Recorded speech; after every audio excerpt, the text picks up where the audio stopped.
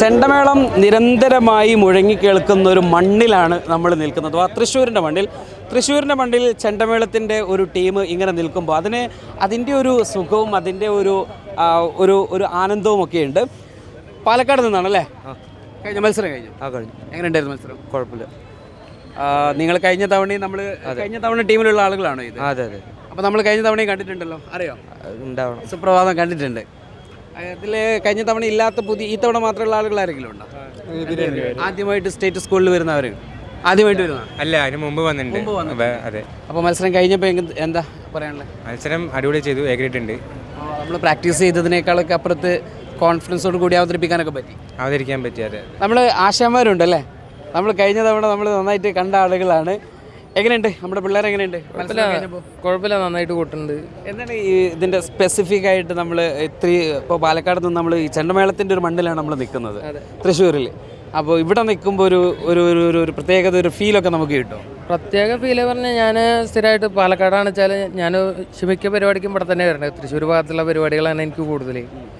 പിന്നെ നമ്മൾക്ക് ഒന്നാമത് ഈ 10 മിനിറ്റിൽ മേളം കൊട്ടുക എന്ന് പറഞ്ഞാൽ ഭയങ്കര ബുദ്ധിമുട്ടുള്ള കാര്യമാണ്. ചുരുങ്ങിയത് ഒരു 20 മിനിറ്റെങ്കിലും ഇപ്പോൾ ബാക്കി എല്ലാ ഗ്രൂപ്പിനും 20 മിനിറ്റ് കൊടുക്കുന്നുണ്ട്.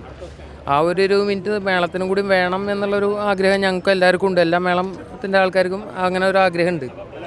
ആശാൻ്റെ അടുത്ത് വന്ന ആശാനല്ലേ? വേറെന്താ? എൻ്റെ പേര് രാമദാസ്.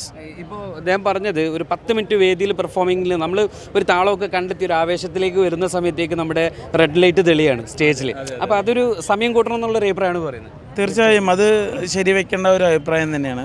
നമുക്കും എല്ലാ വേദികളിലും പറയാൻ പറ്റാത്തതായ ഒരു അഭിപ്രായമാണ് പുള്ളി പറഞ്ഞത്.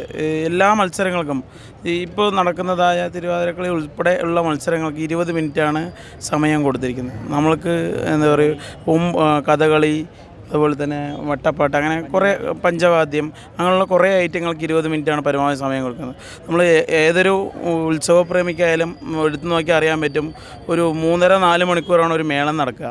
അപ്പോൾ ആ ഒരു അവസ്ഥയിൽ നിന്നൊരു 9 മിനിറ്റ് ടു 10 മിനിറ്റിനകത്തേക്ക് മേളം ചുരുക്കി കൊട്ടുക പറഞ്ഞാൽ വളരെയധികം കഷ്ടപ്പെടുള്ള കാര്യമാണ്. പക്ഷെ അത് 20 മിനിറ്റായ പരമാവധി അവരെ പെർഫോമൻസ് കാഴ്ചവെക്കാൻ ഒരു അവസരം കൂടെ ആവുന്നുള്ള ഒരു അഭിപ്രായമാണ് പറയുന്നത്. അത് വളരെ വിലപ്പെട്ടൊരു അഭിപ്രായം തന്നെയാണ്. ഈ ഒരു മേളത്തിനുള്ള ഒരു സമയം ഇവർക്ക് കിട്ടണമെന്ന് നമുക്ക് വളരെ പെട്ടെന്ന് തന്നെ ഒരു മേളം ചെറുതായിട്ട് നമുക്കൊന്ന് കാണാം. ഓക്കെ.